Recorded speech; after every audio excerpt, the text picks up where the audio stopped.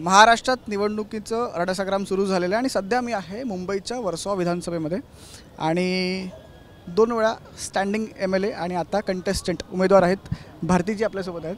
भारतीजी, कशी चालली आहे तयारी? खूप जोरात चालू आहे. रोजच्या प्रचार सभा चालू आहेत, चौक सभा चालू आहेत, घरोघरात जनसंपर्क चालू आहे आणि खूप चांगला रिस्पॉन्स मिळतो आहे. लोकांकडनं फीडबॅक चांगला मिळतो आहे आणि त्यामुळे एक विश्वास येतो आहे की लोकांनी आशीर्वाद द्यायचं ठरवलेलं आहे. आमचं महायुतीचं सरकारही येईल आणि इथली सीटसुद्धा बहुमतानं, अगदी मताधिक्यानं मोठ्या प्रमाणावर इथं निवडून येईल अशी मला खात्री पटलेली आहे.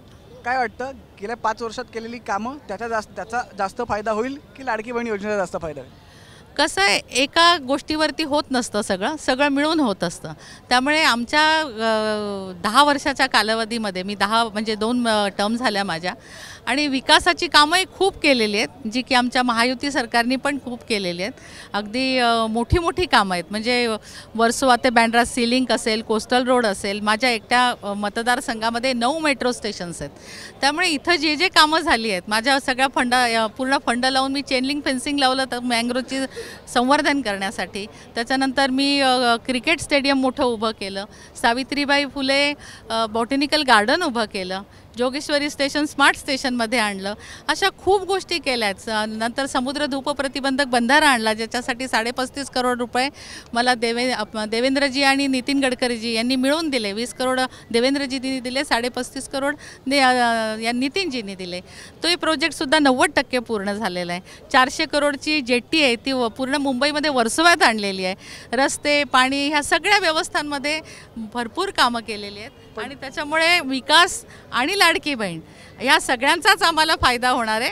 त्यामुळे एकाला कुणाला क्रेडिट देऊन चालणार नाही. मी विचारलं यासाठी, कारण की महाविकास आघाडीचे जे नेते आहेत तसंच म्हणतात की लाडकी बहीण योजना निवडणुकीच्या काही महिन्यांपूर्वी आणली आणि त्याचं प्रायमरी टार्गेट हे निवडणूकच आहे. बिलकुल नाही आहे. पहिलेपासून तुम्ही बघा, महायुतीचं सरकार आल्यापासून तुम्ही बघत असाल तर महिला सक्षमीकरणाला खूप प्राधान्य दिलेलं आहे. ही एक योजना नाही आहे, अनेक योजना काढलेल्या आहेत. मध्ये पण भरपूर योजना आल्या. तुम्ही जर का अर्थसंकल्प बघितलात तर लेक लाडकी, ती जन्मल्यापासून तर अगदी तिचं शिक्षण, लग्न होईपर्यंत 1 लाख रुपये, नंतर टप्प्याटप्प्याने पैसे, अशा बऱ्याच गोष्टी काढलेल्या आहेत. त्यामुळे महिलांसाठी ST मध्ये सुद्धा फ्री ऑफ कॉस्ट ठेवलेलं आहे.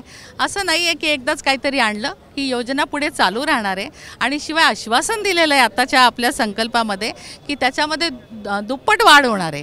त्यामुळे आणि जर करायचं नसतं तर अशा पद्धतीने आश्वासन दिलं नसतं आणि शिवाय त्यांना एक विश्वास यावा म्हणून कोड ऑफ कंडक्ट असताना मिळणार नाहीत त्यांना पैसे, म्हणून पुढच्या महिन्याचे पैसेसुद्धा देऊन 7,500 रुपये प्रत्येकीच्या खात्यात पडलेत. एका घरामध्ये 2 जणींना लाभ घेता येतो.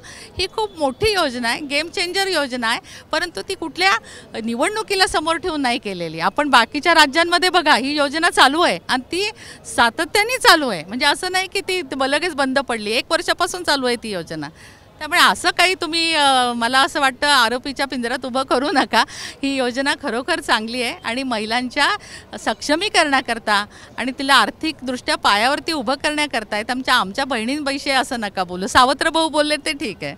तेच सावत्र भाऊ म्हणाले की महालक्ष्मी योजना आणू आणि 3,000 रुपये देऊ. सावत्र भावांवर कोण विश्वास ठेवतंय हो? आमचे हे भाऊ आहेत, हेच खरे चांगले भाऊ आहेत आमचे. ते सावत्र भाऊ आम्हाला ते आल्यानंतर जर का चुकून सरकार आलं ना तर योजनाच बंद करतील. त्यामुळे त्या भावांवरती आमचा विश्वास नाही आहे. आम्ही पण स्त्रियाच आहोत, जरी आमदार होतो आता आणि आता उमेदवारी मिळाली आहे, उभ्या आहोत. त्यामुळे आमचा विश्वास हा महायुती सरकारवरच आहे, आमच्याच सरकारवर आहे. त्यामुळे मला वाटत नाही आमच्या बहिणी त्यांच्यावर विश्वास ठेवतील. आता एक लोकल प्रश्न, स्थानिक प्रश्न, वर्सोव्याचा बॅकरोड ते फिशरीजचा जो रस्ता असेल किंवा वर्सोवा टू बँड्रा, हा अनेक वर्ष पेंडिंग राहायला होतंय जातंय, पण आता तो मार्गी लागला असं दिसतं आम्हाला. काय जादूची कांडी फिरवली तुम्ही SPP नगर ते अमरनाथ टॉवरच्या ब्रिजविषयी बोलतात, बरोबर ना?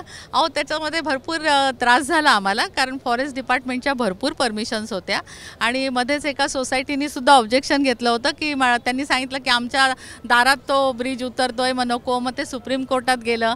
मग तिथे तिथले काही लोक उभे राहिले, राहणारे तिथले रहिवासी, ते पण उभे राहिले की आम्हाला पाहिजे म्हणून. पण मी शेवटच्या आता या टप्प्यामध्ये खूप जास्त प्रयत्न केले, आमच्या सरकारच्या माध्यमातून केले आणि त्या ब्रिजचं भूमिपूजन झालं आहे आणि 18 महिन्यामध्ये बास्केट ब्रिज येतो, 18 महिन्यामध्ये तो पूर्ण होणार आहे. शेवटचा प्रश्न, वर्सोवा विधानसभेत बंडखोरी झालेली आहे. राजू पेडणेकर आता अपक्ष उभे राहील. तुम्हाला बेनिफिट होईल असं वाटतं? मला असं वाटतं आमच्या टक्करमध्ये कोणी नाही आहे यावेळेला. आम्हाला नक्की बहुमत मिळणार आहे, सीट नक्की लागणार आहे. त्यामुळे कोणी अपक्ष उभं राहिलं आणि नाही राहिलं याचा फार परिणाम होईल असं मला वाटत नाही.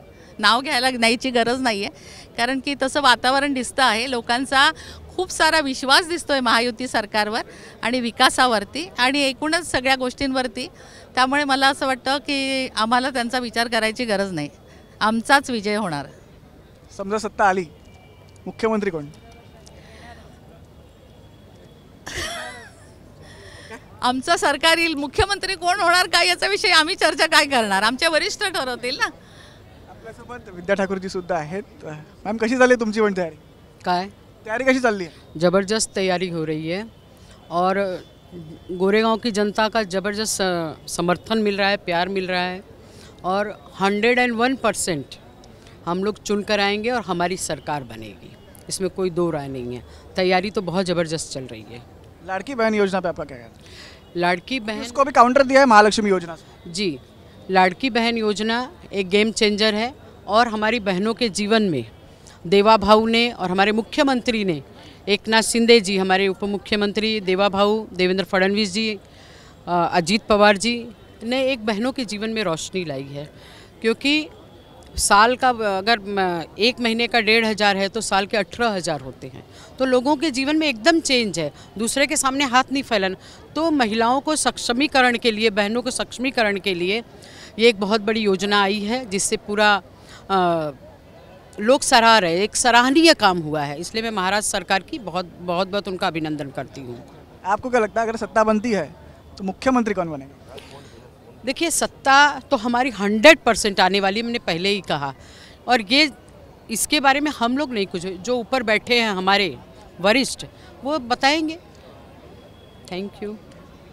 तर आपल्यासोबत होत्या भारतीजी आणि विद्याताई. सत्ता येईल 100% असं त्यांचं म्हणणं आहे, पण मुख्यमंत्री कोण होणार याबाबत कोणीही अजून ओपन भाष्य केलेलं नाही आहे. कॅमेरा पर्सन सचिनसह मी संकेत वरक, ABP माझा, मुंबई. ABP माझा, उघडा डोळे बघा नीट.